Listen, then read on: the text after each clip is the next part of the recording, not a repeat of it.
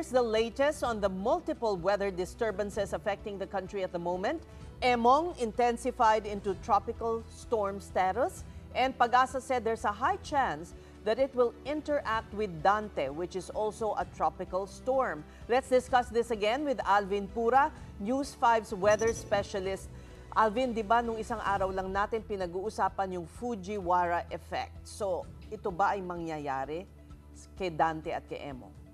Yes, yung mga conditions nga natin para sa isang Fujiwara effect ay makikita natin dito sa dalawang bagyo na ito.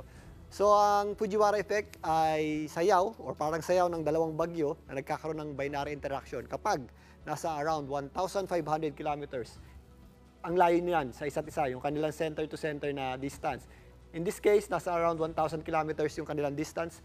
And then yung isa pa nating condition is dapat halos magkasing lakas sila or hindi sila mahinang system or isang low pressure area. Ito nga ay meron tayong tropical storm Dante at yung kanina naging tropical depression Emong, nagkaroon niya ng rapid intensification o biglang paglakas. Nagkaroon naman yan or naging yung tropical storm Emong. So lumakas din po yan. Pero if makikita nyo dito sa ating satellite image, significantly mas malaking sirkulasyon ng Dante kumpara dito sa Emong. So usually yung mas malaking sirkulasyon o yung mas malakas na bagyo, yun ang nagdidikta kung saan kikilos yung mas maliit. So ito po ay posibleng sumunod sa pupuntahan ng bagyong Dante. So para siyang iikot sa parang meron siyang center na iikutan.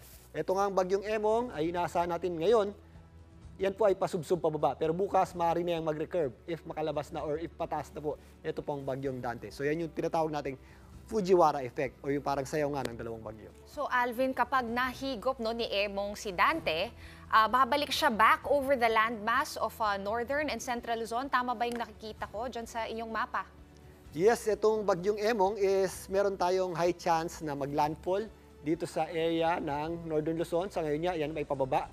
At andito sa may West Philippine Sea, maaari yang mag-recurve pabalik dito sa Northern Luzon. So possible sa Ilocos region, yan po ay tumama habang umaakyat po yan at sumusunod dito sa bagyong Dante. If ever, yan po ay hindi humina dito sa area ng Northern Luzon dahil sa interaction niya sa landmass or sa kalupaan, yan po ay posibleng magsama or sumama dito sa bagyong Dante.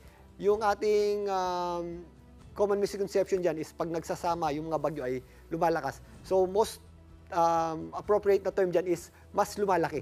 Kasi nagiging wind field or nagsasama sila ng wind field. So nagkakaroon siya ng parang trough or extension or nagiging trough nung mas malaki yung mas maliit. So magiging isang wind field na lamang siya. Not necessarily lumalakas siya, pero ang mas tamang term nga is yung lumalawak yung bagyo natin. Quick follow-up, Alvin. Does it mean na mas matagal sila magsistay in a smaller area, kumbaga? At kasi parang may push-pull yung dalawa di ba? Parang sumasayaw sila Yes, ang mas naging affected nito is ang bagyong Emong. Si Dante naman ay kumikilos nga pataas since siya yung mas malaki at naunang lumakas.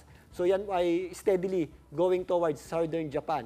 Etong si Emong, ang pinaikot niyan or ang pinabalik niya at pinasunod niya sa kanya. So dahil dyan, sa ngayon, meron na yung direct effect dito sa Northern Luzon, kaya nagtatagal yung direct effect niyan. So, enhanced rainfall or mas marami tayong rainfall na natatanggap, mas madalas din or mas matagal din natin natatanggap yung mga malalakas na hangin na galing kay Emong. So, yun po ang mas nagiging mas delikado dito sa bagyong Emong. Dahil nga, pagbaba niyan, ngayon pa lang nakaka-apekto na yan sa Northern Luzon, pagbaba niyan, makaka-apekto pa rin yun hanggang sa pagbalik at pagtawid nga niyan dito sa ilagang bahagi ng Luzon. Oh, Alvin, aside from itong si Dante pati si Emong, meron din bang isa pang LPA na binabantayan ng Pag-asa as of this moment? Yes, maliban dito sa dalawang bagyo natin sa loob ng ating Philippine Area of Responsibility, aktibo nga yung ating tinatawag na monsoonal trough at kung mapapansin nyo, banda dito sa may around 2,300 kilometers east ng southeastern Luzon, meron tayong grupo ng kaulapan or ito po ay isang low pressure area na ayon sa Pag-asa ay mataas din ang tsansa na maging bagyo. Pero for now, hindi natin yan nakikitang pumasok sa ating Philippine Area of Responsibility. Yan ay kikilos pa itaas at maaaring lumapit sa ating boundary line pero sa labas lamang nito. Ang magiging implication niyan sa atin, sa ngayon wala pa po yung direktang epekto pero probably by next week, diyan naman magpo-flow yung ating habagat or southwest monsoon. If ever humina yung ating habagat, may possibility rin bumalik. Pero dahil medyo malayo yan, hindi ganun kalakas kagaya nung nakaraang weekend yung ating inaasahang pagulan, dulot ng habagat. If ever, yan naman ang humila ng ating habagat. So Alvin, ano yung forecast natin for the rest of the week? Kasi araw-araw umuulan, even until now, no, napakalakas pa rin ng ulan na nararanasan sa labas. Hanggang weekend na ba yan? Yes, yung ating mga pagulan mostly ngayon dito sa areas na malayo sa bagyo ay dulot ng habagat or southwest monsoon.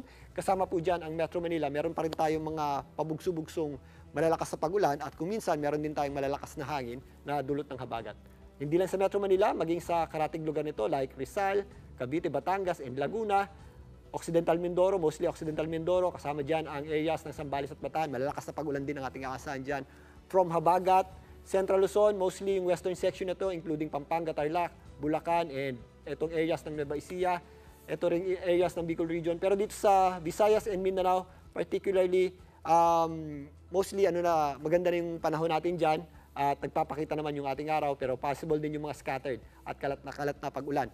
Pero dito po sa Northern Luzon, ito yung ating pinag-iingat, mostly yung mga nandito sa western section nito, including Ilocos Region and Cordillera Mountain Ranges, dahil sa direct effect nitong bagyong si Emong. At yun nga, gaya ng binanggit natin kanina, dahil sa kanyang pagbaba at pag-akyat muli, mas nagtatagal siya dito sa West Philippine Sea.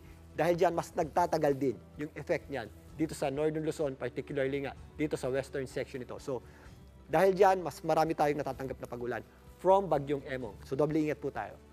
Masasabi mo na ba, Alvin, kung kailan gaganda ang panahon?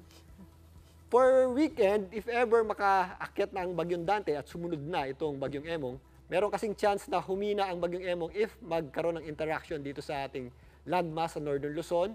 So possible na maging kasama na siya ng wind field ng bagyong Dante. If ever makasurvive yan, aakyat din yan kasama ng bagyong Dante dito sa itaas na bahagi nating bansa. So by weekend, mostly yung habagat natin concentrated na lang sa western section ng Northern at Central Luzon, yung ating mga pagulan. Mababawasan na yung ating mga pagulan dito sa babang bahagi ng Luzon, particularly ang Metro Manila at Calabarzon area, maging sa Bicol Region and Mimaropa. Pero again, possible pa rin yung ating mga scattered o kalat-kalat na pagulan at mga thunderstorms. Pero hindi na kagaya nitong mga nakaraang araw. Okay. Lahat biglang sigh of relief, ano? Maraming salamat sa iyong paglatag muli ng ating panahon. Alvin Pura, News 5's Weather Specialist. Maraming salamat.